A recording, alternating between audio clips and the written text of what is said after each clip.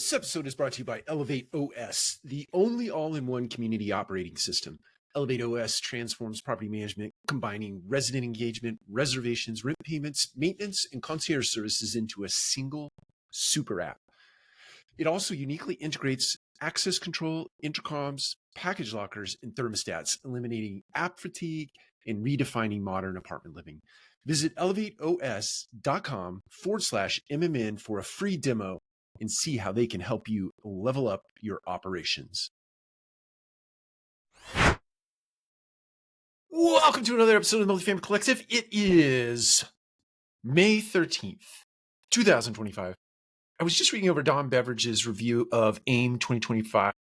He sends high regard to the conference itself, said it was literally the best ever conference, or the best AIM conference that he has attended. And I know that he has attended a number of AIM sessions or AIM events.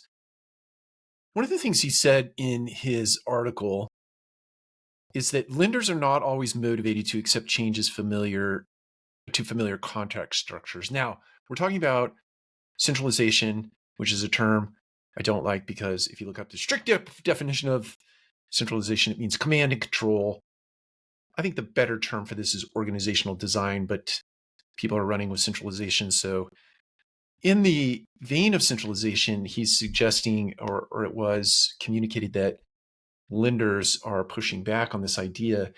And I didn't necessarily have that experience. So when I worked for a firm here in Atlanta, to remain unnamed, where we built a third-party property management company, very successful in putting on nearly 8,000 units plus or minus. And not once did I have pushback from a lender as it related to this point of centralization. And we were well into the effort of centralizing our operations and doing a lot of shared services and billing back to the client. And what I found is that the client, meaning asset managers from bigger organizations that had curated lots and lots of property, they were in some cases, in most cases, pushing the effort of organizational design or centralization in our efforts, right? They were forcing us in some ways. I say force is a strong word, but they were encouraging us to design our organization in a way that was more centralized in nature.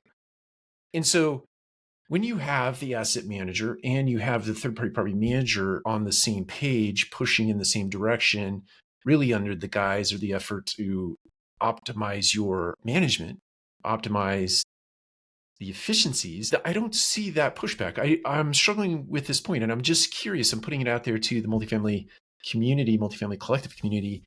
Are you seeing this kind of pushback from lenders in an effort to centralize your organization? I don't see that as a thing. So I'm just curious what the community thinks. Take care. We'll talk to you again soon.